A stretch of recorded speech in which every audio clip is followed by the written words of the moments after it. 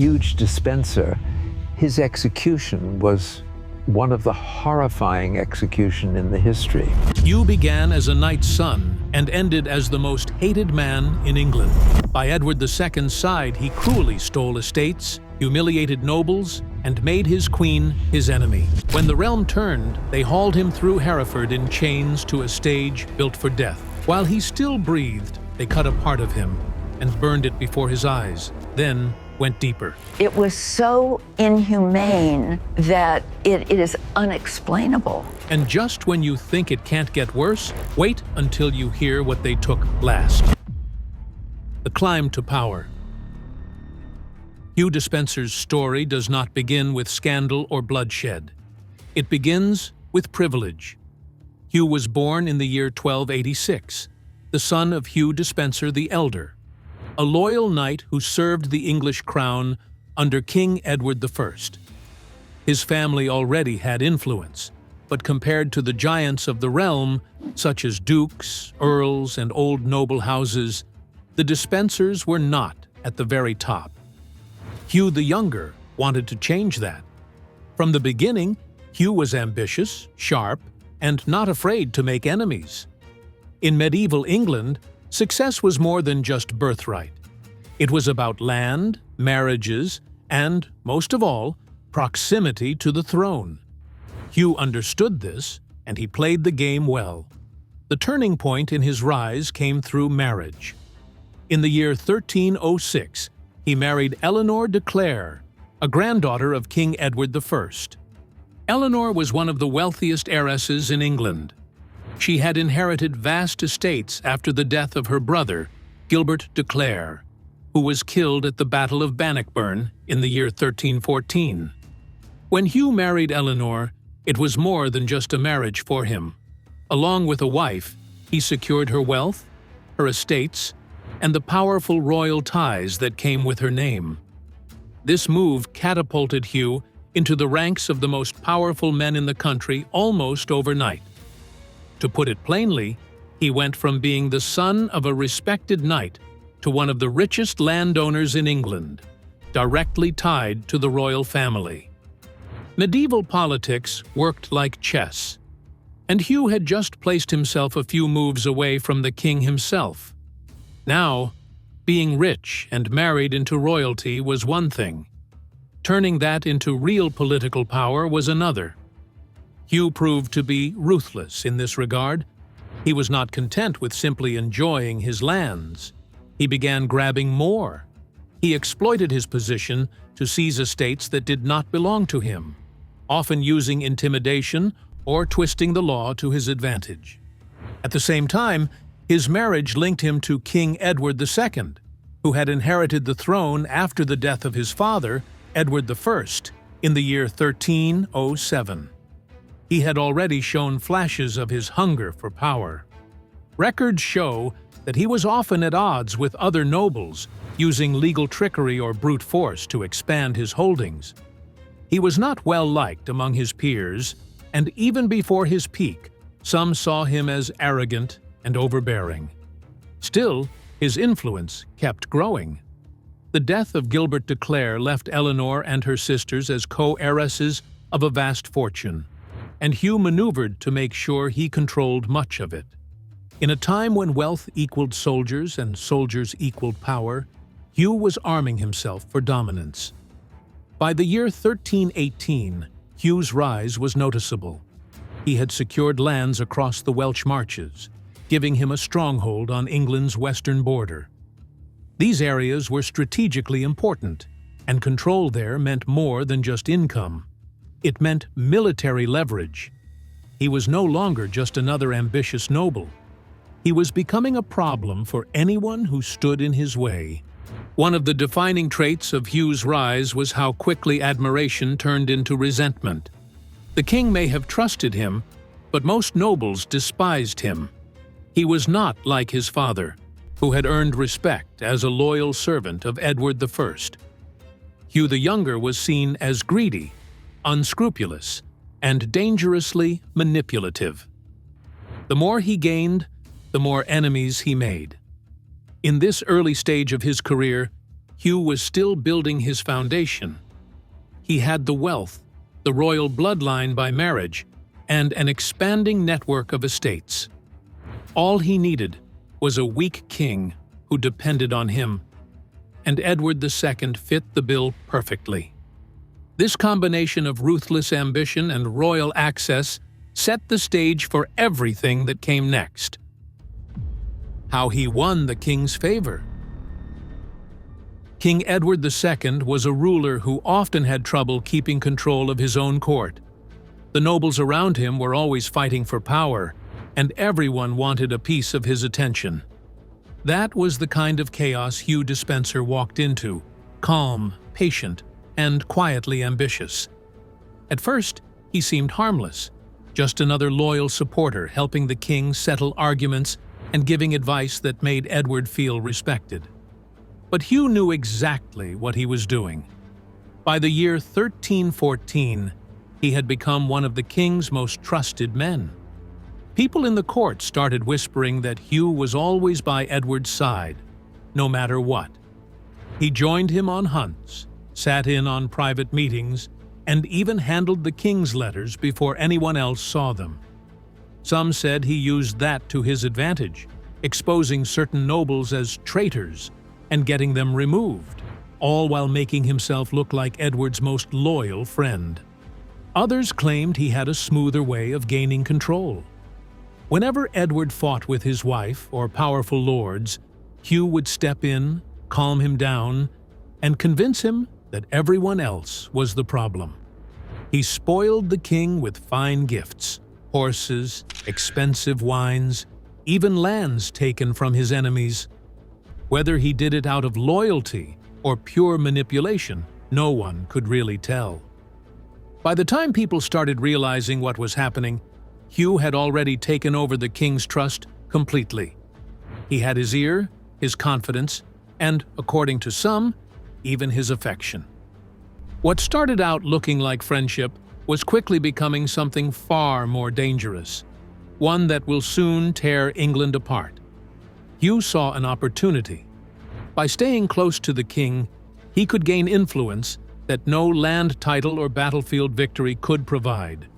He soon became indispensable, and the king relied on him more and more, not only for personal comfort, but also for decisions that affected the entire realm. That closeness quickly turned into unchecked power. Hugh began to involve himself in matters far beyond the duties of a royal advisor. Land disputes, inheritance claims, and marriages between wealthy families all started to flow through him. If someone wanted royal favor or needed an important case settled, Hugh was the gatekeeper.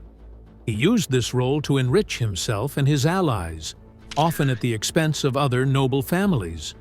For example, Hugh aggressively pursued lands in the Welsh Marches, a border region between England and Wales.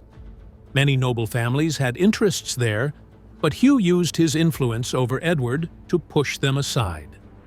In some cases, he forced landowners into disadvantageous deals. In others, he simply had the king grant him disputed territories outright. To the nobles, it was blatant theft carried out under the king's protection. This created deep resentment.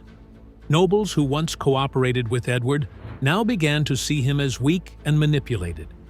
Every time Hugh gained a new estate or title, another powerful family lost influence. Tensions escalated because medieval England was built on a delicate balance of power among nobles, landowners, and the crown. When one man upset that balance, it set the stage for rebellion. Even Edward's queen, Isabella of France, grew suspicious of Hugh. She had tolerated the king's favorites before, but Hugh was different. He was not content to remain a companion at court. He sought dominance in every sphere of government, from finance to foreign policy. Chroniclers of the time suggest that Isabella and others began to see him as the true ruler behind the throne, while Edward himself became a figurehead. The favoritism also had a personal cost for Edward. By clinging so tightly to Hugh, he isolated himself from the rest of the nobility. Many saw the king's dependency as weakness. They whispered that England was not being ruled by its rightful monarch, but by an ambitious man with too much influence. In the rigid world of medieval politics, this perception was dangerous. It undermined Edward's authority at a time when he needed the support of his nobles to maintain order and defend the kingdom. Hugh, of course, did not back down. He believed that as long as Edward favored him, he could withstand the anger of other nobles. By the late 13 teens, he wasn't just seen as the king's friend. To many, he looked like the man secretly pulling the strings of the English crown. That power turned him into the most hated man in England, and this paved the way for the brutal downfall that was waiting for him. Greed, land grabs, and tyranny. Hugh's hunger for land and influence became the defining feature of his career, and it was this greed that made him one of the most despised men in medieval England. Hugh used every method at his disposal to take property from others. Sometimes he relied on royal charters and official documents, twisting the law to work in his favor. Other times, he used outright force. If a noble family stood in his way, Hugh had no problem using the king's soldiers to intimidate them into surrendering their rights. Entire estates could change hands simply because Hugh wanted them, not because he had any rightful claim. The legal system became one of his favorite weapons. Courts that should have settled disputes fairly were instead manipulated to serve his personal ambitions. He often engineered false charges of treason or debt against landowners, then used forged testimonies or conveniently lost records to make the accusations stick. In several cases, he exploited minor legal technicalities like unpaid feudal dues or unclear inheritance rights to strip families of their property. Once they were financially ruined, their lands conveniently ended up in his possession. This sort of behavior did not just anger the nobles who lost property, but also undermined trust in the crown itself, since everyone knew Hugh's influence with Edward was the reason justice was being corrupted. His cruelty was not limited to wealthy rivals. Even widows and families with little power found themselves in his path. Chroniclers record that Hugh confiscated estates from women who were left vulnerable after the deaths of their husbands. One widow, Lady Alice de Lacy, was said to have been held under guard until she signed away her inheritance. Another, Eleanor de Clare, ironically the king's niece, was pressured into marrying Hugh's son so that her vast estates would fall under Despenser control. In some cases, he left women with nothing to support themselves, a shocking act in a society where widows were supposed to be protected by law and custom. Such actions revealed that Hugh's greed was blind to morality. Anyone, rich or poor, man or woman, could be a target if they stood between him and the land he wanted. Reports of torture also stained his reputation. Victims of his schemes described being locked in dungeons, starved, or beaten until they agreed to hand over their property. In one particularly grim account, a knight who refused to yield his estate was said to have been chained in his own manner until he signed a surrender. These were not the calculated moves of a clever statesman, but the acts of a man who believed fear was the fastest way to break resistance. Instead of earning respect, Hugh bred deep hatred. By the late 13 teens, resentment toward Despenser was spreading across England. The seeds of rebellion were being planted in these years. Every estate taken by force, every widow stripped of her rights, every rival bankrupted through twisted legal games added fuel to the fire. Hugh believed his closeness to Edward would shield him forever, but the anger he created was building toward a breaking point. The more power Hugh gained, the fewer limits he recognized. But in his quest to crush every rival, he made one fatal mistake. he turned his cruelty toward the wrong person. Among those humiliated and stripped of power stood a woman who had once been queen in every sense of the word. Unlike the nobles who cowered or fled, she would not stay silent for long. That woman was Queen Isabella, and Hugh was about to learn what happens when you push a queen too far. The queen switches sides. Hugh's hatred toward Queen Isabella was not random. He saw her as a threat to his control over King Edward. As long as Isabella still had influence, Hugh could never fully dominate the throne, so he set out to break her power completely. Rumors spread that he whispered to the king that the queen could not be trusted, that she was plotting against him, and that her loyalty was divided because of her French roots. Whether those claims were true or not did not matter. They worked. The king began to distance himself from Isabella, giving Hugh more authority. From there, Hugh made his move. He stripped her of her estates, removed her loyal servants, and replaced them with his own men. It was a calculated act of revenge and control, meant to isolate her and remind everyone that he, not the queen, now pulled the strings in the royal court. For Isabella, the humiliation wasn't just about hurt feelings. It was also a power move meant to show everyone what would happen if they tried to stand up to Hugh or get in his way. At first, Isabella appeared to suffer in silence, but behind the scenes, she was preparing her revenge. The key to her plan came in the form of Roger Mortimer, a powerful nobleman who had once been imprisoned in the Tower of London after rebelling against the king. Mortimer managed to escape in 1323 and fled to France. There, he began plotting his return. When Isabella traveled to France in 1325 under the pretense of diplomatic duties, the two formed a secret alliance. Chroniclers later hinted that their relationship was not only political, but also romantic, giving them even more reason to stand together against Edward and Hugh. The partnership between Isabella and Mortimer turned out to be one of the most dangerous alliances of the age. Isabella began openly defying her husband, refusing to return to England, while Hugh remained in power. Instead, she and Mortimer built a rebellion in exile, gathering support from discontented English nobles and foreign backers who resented Hugh's growing influence. Their strategy was simple: invade England, remove Hugh Despenser, and seize control of the throne. The suspense reached its peak in the autumn of 1326. Isabella and Mortimer landed in England with a modest force of soldiers. But what happened next shocked everyone. Instead of meeting resistance, they were greeted with open arms. Across the country, people who had suffered under Hugh's tyranny flocked to their banner. Nobles who had lost land, widows who had been cheated, and knights who despised Hugh's arrogance all joined the cause.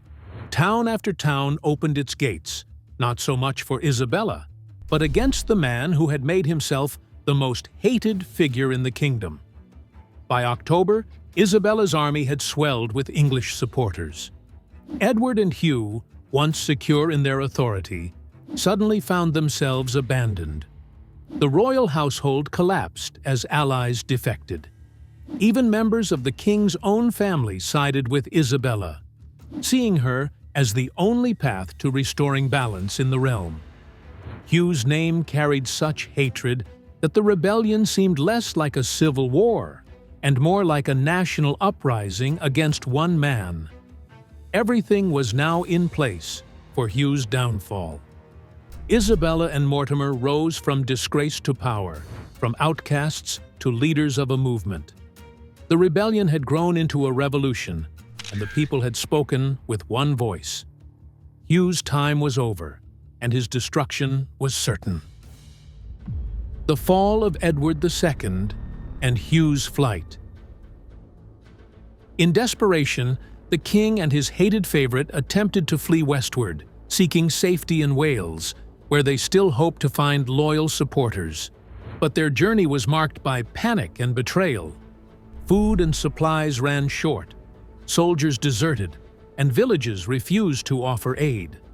The once mighty rulers of England were reduced to fugitives, moving from castle to castle as Isabella's forces closed in. By early November, Edward and Hugh were captured near Llantrisant in South Wales by the forces of Queen Isabella and her ally, Roger Mortimer. The once powerful king and his ruthless companion, who had ruled England through fear and greed, were now prisoners in their own land. Edward was separated from Hugh almost immediately, as Isabella and Mortimer knew that removing Despenser was the only way to secure their control. The king's downfall was tragic, but it was Hugh whom everyone wanted to see suffer. No one expected their fall to come so quickly. For Edward, it meant losing his crown forever. For Hugh, it marked the beginning of a punishment so horrifying that people would still speak of it centuries later. Public hatred reaches boiling point. When Hugh Despenser was finally dragged before the English people on that same November of 1326, there was no sympathy waiting for him. Instead of fear or pity, the crowds cheered. For years, his greed, cruelty, and arrogance had poisoned the kingdom, and now the hated favorite of King Edward II stood broken and in chains. This was not the quiet dignity of a legal trial. It was more like a theater of revenge. Nobles, clergy, and commoners gathered as Hugh's crimes were laid out in public. He was accused of treason against the crown, of using his position to rob families of their lands, of abusing widows, of torturing rivals, and of corrupting the justice system for his own gain. The charges were not read simply to establish guilt.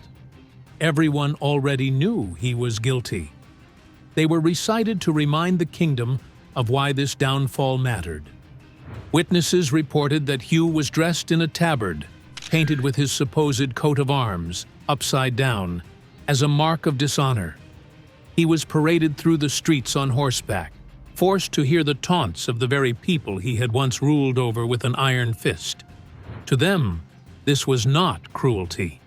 This was justice finally catching up with a man who had stolen far too much, crushed too many enemies, and brought shame to the crown itself.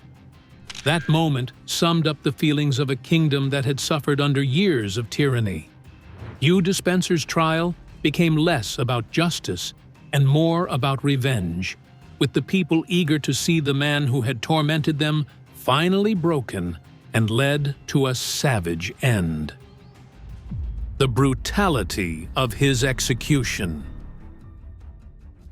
On November 24, 1326, Hugh Despenser faced a death as brutal as the hatred he had stirred.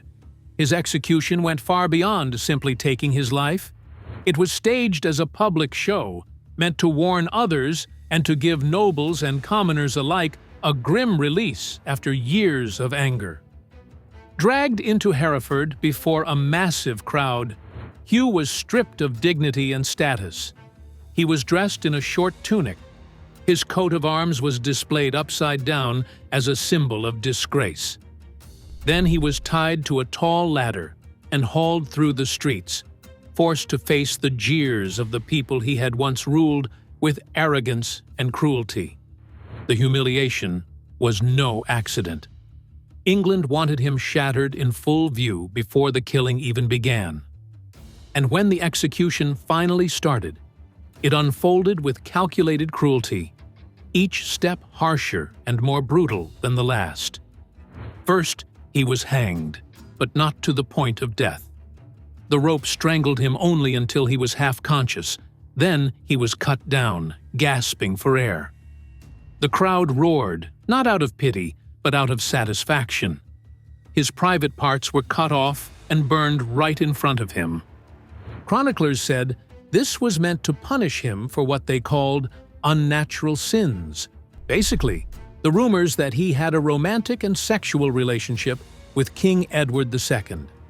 His enemies used that story to completely ruin his name and make his death as shameful as possible. Next came the slow horror of disembowelment.